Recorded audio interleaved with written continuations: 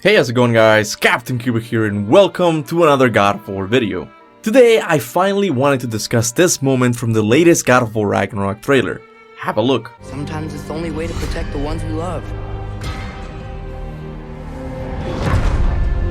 I always thought this moment in the trailer stood out because we have never seen Kratos this defeated before. Sure, the moment he kills his first family is very dramatic, and even his death in God of War 3 must have made some God of War fans tear up. But seeing Kratos slowly walking into a poorly lit room as he's letting go of his weapons is something else. It also seems like Kratos discarded the pouch he used to hold Faye's ashes, indicating that he has failed her greatly. So what could have possibly happened before this scene that left Kratos so defeated? An interesting theory I've seen floating around this topic is that moments before this scene takes place, Thor or some other Norse god killed Atreus, and this explains why Kratos looks so defeated. Him getting rid of his weapons is because he's gonna need his hands to be free when he's beating the living Helheim out of Odin. Look, as an OG God of War fan, I can see the appeal this theory has, but I just don't understand why Santa Monica would work so hard to develop the character of Atreus just to kill him off in the sequel. Also, Kratos going berserk on Asgard would undermine all the character development he received in the previous game. So while I don't think this theory is 100% correct, I do however think Asgard is behind it. Or more specifically, Odin. Because this defeat does not look like it comes in the form of a blade of Olympus stabbing him through his stomach, or a giant pillar also stabbing him through his stomach. This defeat appears to be more psychological, and the fact that we don't see Atreus in this scene tells me that Odin has done something to him. Not kill him, but something Kratos fears even more than the death of his own son. And that is the forging of an unbreakable oath to an evil god. But before we get to this theory, I want to give a big thanks to Hero Wars for sponsoring this video. Hero Wars is an epic fantasy RPG that will not leave the most experienced players in this genre indifferent. The game contains dozens of unique heroes, hundreds of skills, and thousands of upgrade options that will keep the game feeling fresh every time you play it. You can choose to battle against the powers of darkness in an amazing single-player mode which contains over 130 different missions. Or you can also create a party of your strongest heroes and battle other players to show them what you're made of. So what are you waiting for? Go to my video's description and download Are those Amazon gift cards? I wonder what this is about. This month alone, if we manage to get 10,000 new installs of Hero Wars, a portal containing 160 Amazon gift cards will open. And if you're someone who lives in the United States, you have a chance at winning one of these amazing Amazon gift cards. All you have to do to participate is download Hero Wars using the link in the description below, finish a simple tutorial, sign up for a free game account, and just play the game. Joining this sweepstake is literally easier than the Aphrodite boss fight. Just make sure to visit herowarsportal.com on November 2nd to see the list of winners. So what are you waiting for? Head over to this video's description right now and download Hero Wars to get a chance at winning some amazing prizes. But if you don't win, who cares? You're still gonna have an amazing RPG game. Alright, just download the game. Don't let this opportunity pass. This is a great deal. Just download it and support the channel. Alright, back to the video. Many years before the events of God of War 2018, Kratos was only motivated to go into battle by his lofty ambitions. He wanted to be the greatest general in Sparta's history. He was successful at first, but when Prince Ulrich met Kratos in battle, the size of his army proved to be too much even for Kratos to handle. But this didn't stop Kratos. His ambitions had too much of a hold on him to simply let him accept defeat. So he called upon Ares, the god of war, and in exchange for victory, Kratos became his loyal servant on Earth. My life is yours, Ares. From this day, I shall carry forth your will. With this oath in place, Ares used Kratos to kill many of his enemies as well as people whose main aggression was only worshipping other gods. This level of violence on Kratos' part would go on until Ares made Kratos kill his own family. Ares did this because he hoped that it would make Kratos a stronger warrior. But this plan backfired, as Kratos swore to take revenge on the god of war. However, by this point in his life, Kratos simply couldn't walk away from his oath to Ares, because Ares had commanded the Furies to hunt Kratos by relentlessly torturing him with visions. They would do this until he resumed his servitude to the god of war. Look, I'm not gonna go over all the things Kratos did to free himself from his oath to Ares. The point I'm just trying to make here is that it was really difficult for him to do so.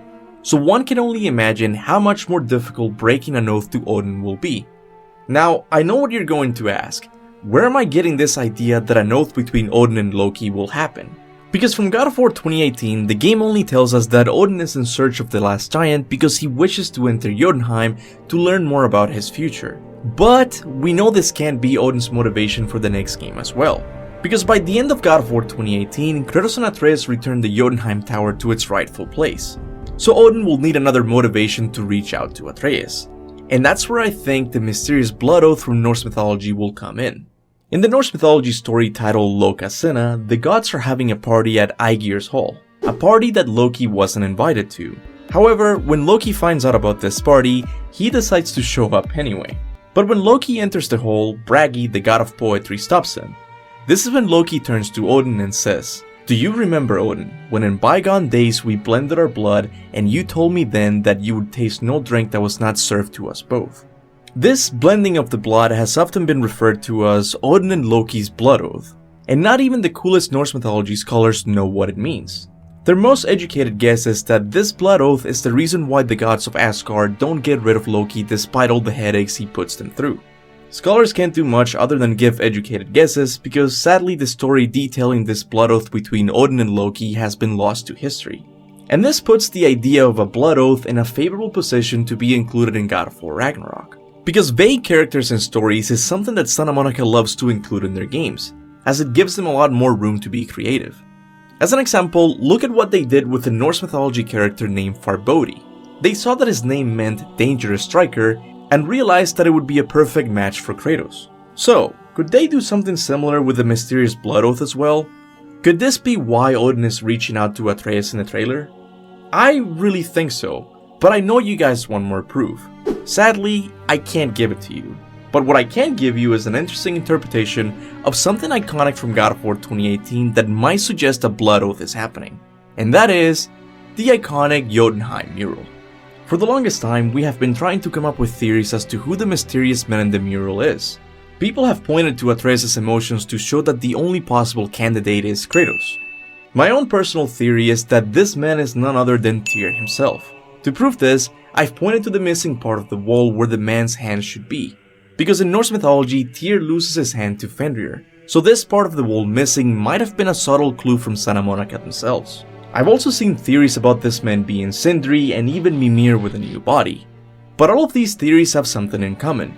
They only look to Atreus and the dead man's appearance. But I've never seen a good theory that takes into account the thing coming out of their mouths. That was until I read a comment left on my God of War marathon by Scorpion Viking. And he simply said, "Bad theory, but it's Odin in the mural and the snake is the blood oath." This was such a small theory, but one that I haven't been able to get out of my head ever since I read it. Because Odin truly is a worthy candidate to be considered. He's the only character in the God of War series that excels at manipulating people. For the longest time, Freya was convinced that Odin truly loved her, when in reality he was just closely learning all of her Vanir spells to later use them against her. And in the latest God of War Ragnarok trailer, we already see Odin most likely pretending to care about the destruction Ragnarok will cause on the realms. You don't really want war, do you, Kratos? All that blood on your hands? On your son's hands? What if Atreus falls for his lies and ends up thinking of Odin as the only person who can stop Ragnarok? If this happens, Odin's death might leave Atreus greatly emotional, just like we see him depicted in the mural. Now, as to Odin's death, this is not a big deal.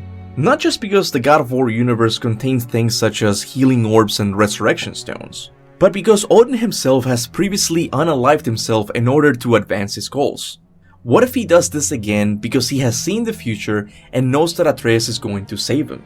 In this theory, Atreus would save Odin by hastily swearing a blood oath to him, linking him to the All-Father for the rest of his life. This could be why we don't see Atreus in some of the scenes from the latest trailer. It's not because Atreus is dead, but because Odin has taken him to Asgard just like it happens in the mythology. If Odin is successful in forging a blood oath with Atreus, we will definitely see this scene afterwards, because in Kratos' mind, letting his son commit the same mistakes as him would be the ultimate failure. But wait a second, why would Kratos feel defeated about this? Can't he simply rescue his son from his blood oath? Sure, it was difficult for Kratos to free himself from his oath to Ares, but he eventually killed the Furies and Ares. And not just that, he would also go on to kill the entire Greek pantheon. Odin is powerful, but he's only one god. Why would Kratos not kill Odin and rescue Atreus from a life of suffering? This is a question I can't answer for you definitively, as we still don't know what the Blood Oath will do in the God of War universe. However, I predict that the Blood Oath will link both Odin and Atreus in such a powerful way that if Kratos were to kill Odin, Atreus would also die. So by linking himself to Atreus, Odin knows that he would essentially be defusing Kratos, the God Killer. And this is how Odin will defeat Kratos. Not by stabbing him with a giant pillar or the blade of Olympus, but instead by turning his own son against him.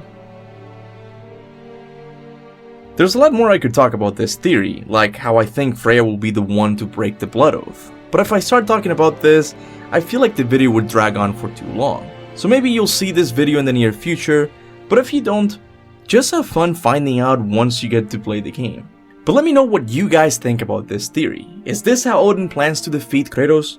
Could Odin be the man in the mural? Whatever your thoughts and theories are, make sure to leave them in the comments section below. Now before I go, I want to once again thank Hero Wars for sponsoring this video. Make sure you go to the description below and start playing Hero Wars right now. I would also like to thank all of my members for supporting the channel monthly. People like Ali Atabi, Marvin Thomas, Noah Thum Shuk, Ahmed Sharway, Echo Sandvik, and Kyler Kalanan, to name a few, are truly the backbone of this freaking channel.